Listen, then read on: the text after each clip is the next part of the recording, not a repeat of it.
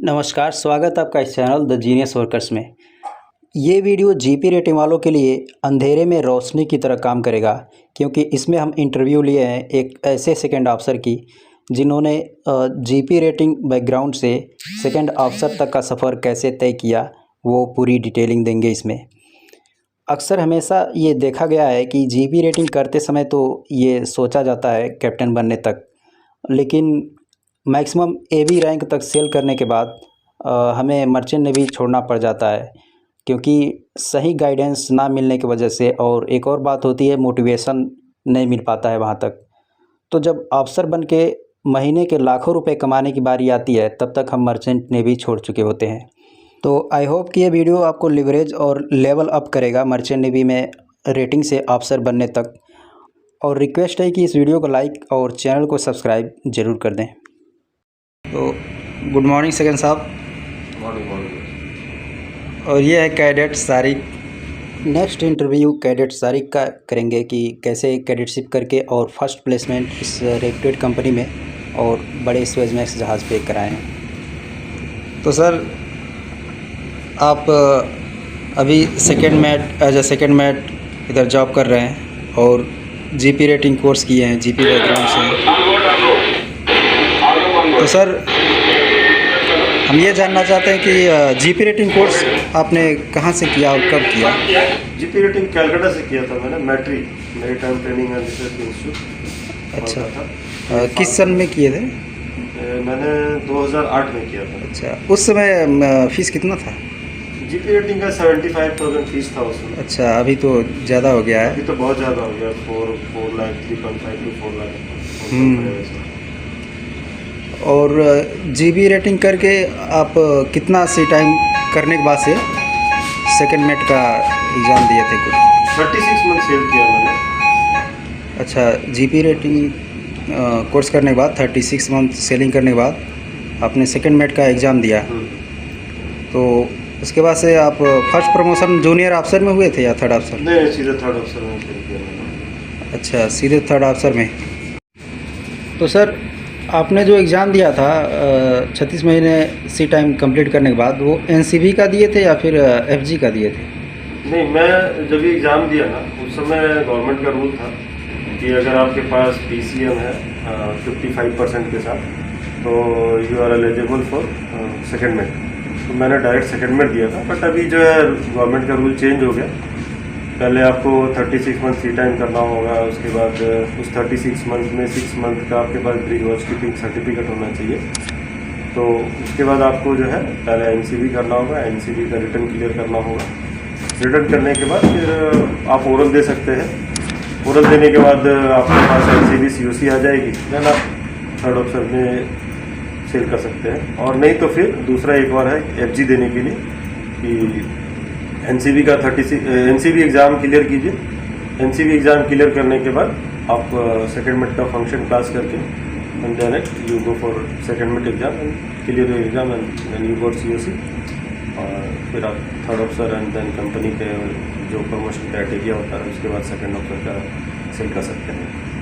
अच्छा, तो GP rating बाद 36 महीना सी टाइम के बाद कौन कौन सा कोर्स करना पड़ेगा सेकंड मिड के एग्ज़ाम के लिए? GMDSS होता है, फंक्शन कोर्स है। उसके बाद आपका बेसिक कोर्सेज हो जाता है, जो कि मॉडलर कोर्सेज में TCW कोर्सेज, अकोमोडेशन और जैसे मेडिकल फास्ट एड हो गया, PSCRB हो गया।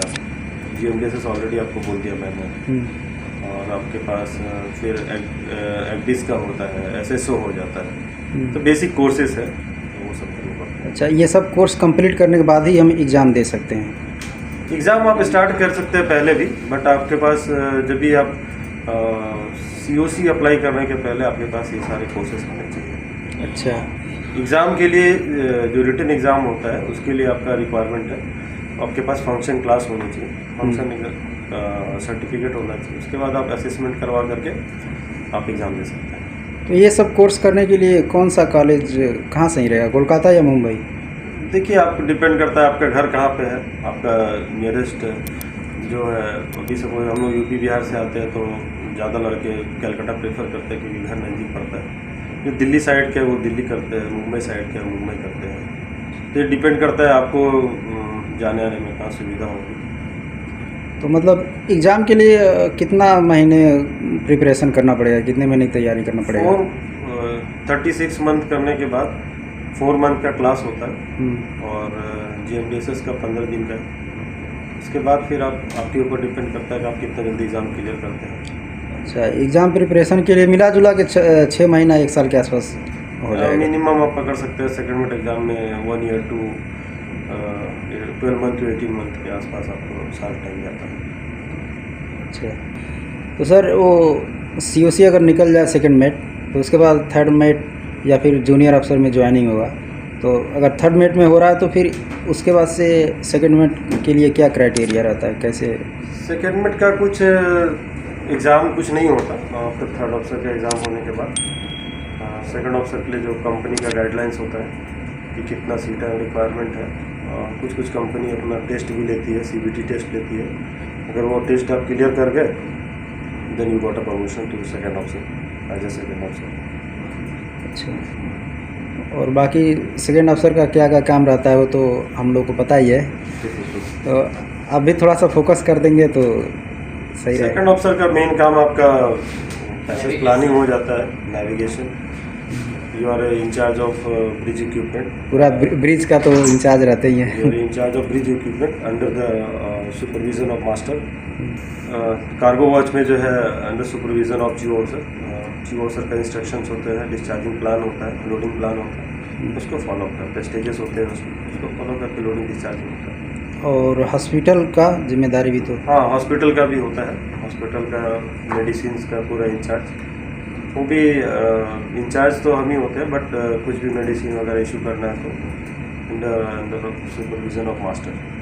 सर, रेटिंग बैकग्राउंड से आप सेकंड मेट पे सेल कर रहे हैं, तो हम लोग के लिए कुछ ऐसी इन्फॉर्मेशन बताइए, क्योंकि हम लोग भी GP रेटिंग करने के बाद ऐसे ही सपने देखा करते हैं, तो कैसे अपने सपने को पूरा कर सकते हैं?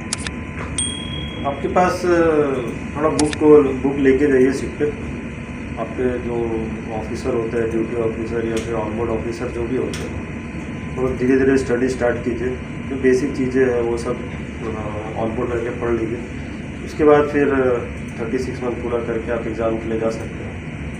थोड़ा मेहनत कीजिएगा तो आप भी बन सकते हैं। अच्छा, मेहनत करना पड़ेगा और फोकस। Of course. तो सेकेंड मेट के बाद कितने महीने के सी टाइम के बाद चीफ मेट के लिए एग्ज़ाम देना पड़ेगा सर? 18 मंथ चाहिए उसके लिए। अच्छा, 18 मंथ। तो बहुत बहुत धन्यवाद सर, आप इस चैनल पे आए और हम लोगों को मोटिवेट किए, और आपने बहुत कीमती समय हमारे लिए निकाला है, इसके लिए बहुत बहुत धन्यवाद सर। Best of luck.